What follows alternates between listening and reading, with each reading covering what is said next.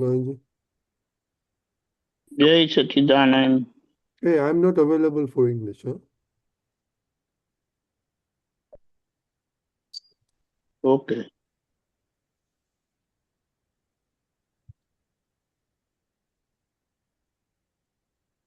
Okay, બોલો દીપકભાઈ. જય સચ્ચિદાનંદ. 5 August 5મી August સમરસી ખોરાક લેવાય. જેમ આહાર ઘટે તેમ પ્રમાદ ઘટે. જેમ આહાર ઘટે તેમ પ્રમાદ ઘટે.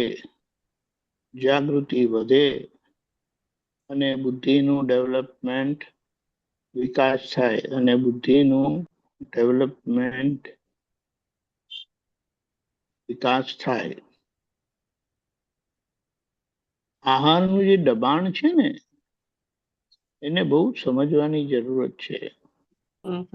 સામાન્ય રીતે આહારનું દબાણ સમજાતું નથી. એટલે રસલુપ્તતા જે કીધી છે તે બહુ ભારી હોય છે અને એ રસલુપ્તતાને કારણે જ આપણી આખી પ્રગતિ રોકાયેલી છે. એટલે જેમણે રસ જીતી લીધો ને અને એમને જીતા આવ્યો નથી એ બધી રીતે વ્યવહારમાં જાગૃત થાય અને ખરી રીતે જોવા જાય ને તો આધ્યાત્મિક રીતે પણ ખૂબ પ્રગતિ કરે.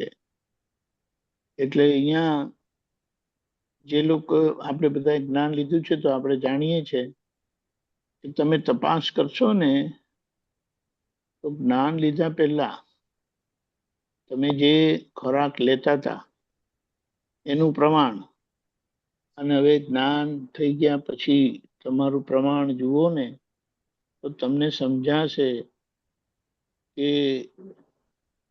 આખો ફરક પડી ગયો. મને ખબર છે કે એ વખતે એને શું કહીએ કે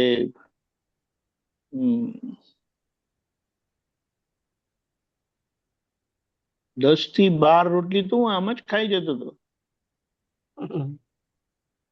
અને હવે 1 2 3 થાય. હવે વિચાર કરો. એટલે એક જ મિનિટ. હા,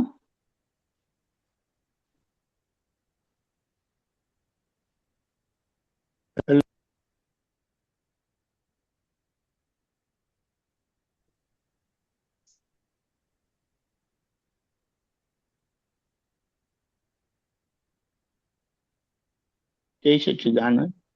એટલે આ રીતે છે અને આહાર ઘટે જ કારણ કે આપણી જ્ઞાન લેવાના કારણે મળ્યાના કારણે એક જાગૃતિ વધેલી જ છે અને એ વધેલી જાગૃતિના લીધે આહારના પર અને આહારનું જે સ્વાભાવિક દબાણ છે ને તે કુદરતી ઓછું થાય છે. પણ હવે જેમ આપણે જાગૃતિ અને સમજણથી અને એના પુરુષાર્થે કરીને જેમ આપણે આ કરીએ ને એની મજા જ કંઈ ઓર છે. એટલે આપણે ફરી કહીએ છીએ કે જાગૃતિનું મહત્વ, ઉપયોગનું મહત્વ, હાજર રહેવાનું મહત્વ,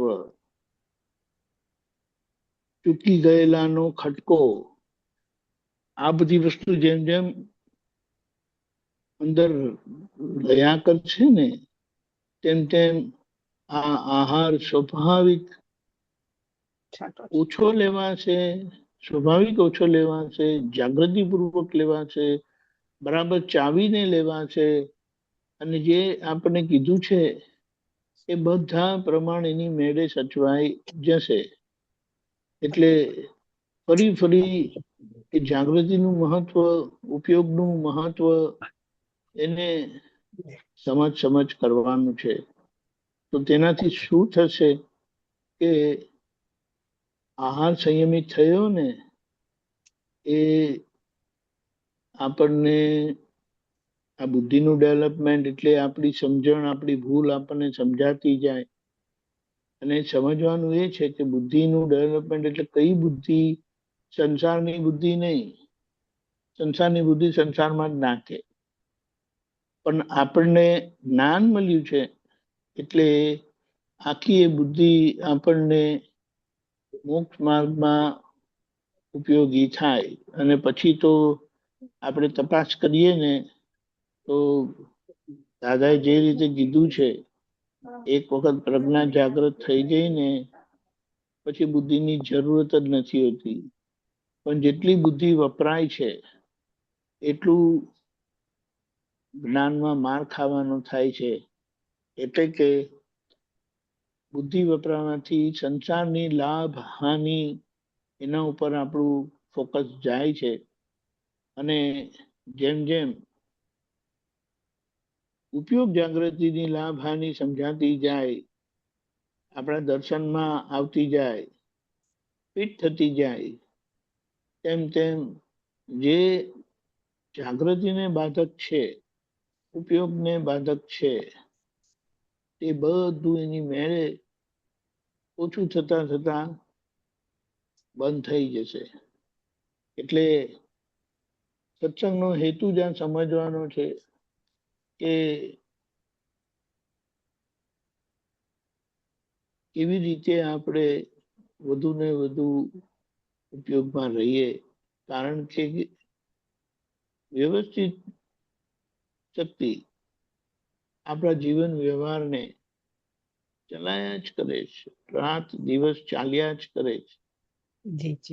હવે જેટલી વખત આપણે જેટલો સમય આપણે સૂઈ ગયા હોય છે, 5 કલાક 8 કલાક જેટલાય કલાક સૂતા, એટલા કલાક દાદાએ એડજસ્ટમેન્ટ આપ્યું છે, ગોઠવણી આપી છે, નિધિધ્યાસન કરતા સૂઈ જજો કે તમને એ સૂતા ઘડીએ બી તમને શુદ્ધાત્માના ખાતામાં જમા કરવાનો લાભ મળે.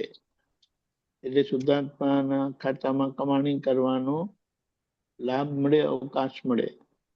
પણ આખરે તો એ ઊંઘ પણ એ ભારત છે. એટલે એક વસ્તુ સમજવાની છે, દાદાએ ખુલ્લું કર્યું છે અને શાસ્ત્રમાં પણ આવેલું છે. કેવળ જ્ઞાન થાય ને પછી એમને ઊંઘવાનું ના હોય. બોલો, કારણ કે ઊંઘ એ દર્શન આવરણ છે. ઊંઘ એ દર્શન આવરણ છે. જ્યારે બધા જ આવરણ તૂટી ગયા તો એમને સુવાનું ના હોય. હવે આજના મેડિકલ પ્રમાણે ગણતરી જુદી થઈ જાય, પણ આપણે એનો વિકલ્પ કરતા નથી.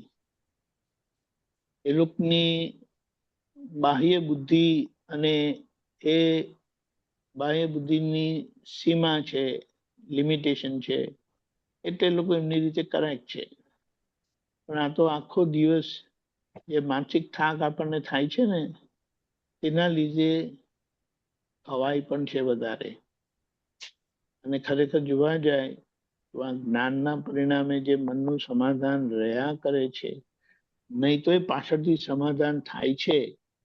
એના પરિણામે આહાર ધીમે ધીમે કરીને ઓછો થતો જાય છે. જય સચ્ચિદાનંદ. જય સચ્ચિદાનંદ. હસુકાજી બોલો. હા, જય સચ્ચિદાનંદ. જેમ આહાર ઘટે તેમ પ્રમાદ ઘટે અને બુદ્ધિનું ડેવલપમેન્ટ એટલે વિકાસ થાય. દાદા કહેતા હતા કે તમારો જિલ્લો આહાર શેના આધારે વધારે તમારે લેવાય છે? તો કે જેટલા કસાય વધારે હોય એટલે એ પ્રમાણેનો આહાર એને વધારે જરૂર પડે. સમજાય ને? એટલે કે જેમ જેમ કસાયો ઘટતા જાય એમ તમારો આહાર ઘટતો જાય, અને આહાર ઘટતો જાય તો પ્રમાદ એટલે શું? તો કે આપણને જે જ્ઞાનમાં રહેવા દેતું નથી, સમજાય ને, એ પ્રમાદ ઘટતો જાય. અને પ્રમાદ ઘટે એટલે બુદ્ધિનું ડેવલપમેન્ટ વધે, એટલે સમ્યક બુદ્ધિ થતી જાય. સમજાય ને? એટલે આખું જે ચક્કર છે એ આહારનું ચક્કર બહુ મોટું ચક્કર છે. એ જો એ એને સમજણમાં આવી જાય તો જ્ઞાન જાગૃતિમાં ખૂબ જ ઉપયોગી થઈ શકે એમ છે. જય સચ્ચિદાનંદ. જય સચ્ચિદાનંદ. We can start. ઓકે. પ્રાતઃ વિધિ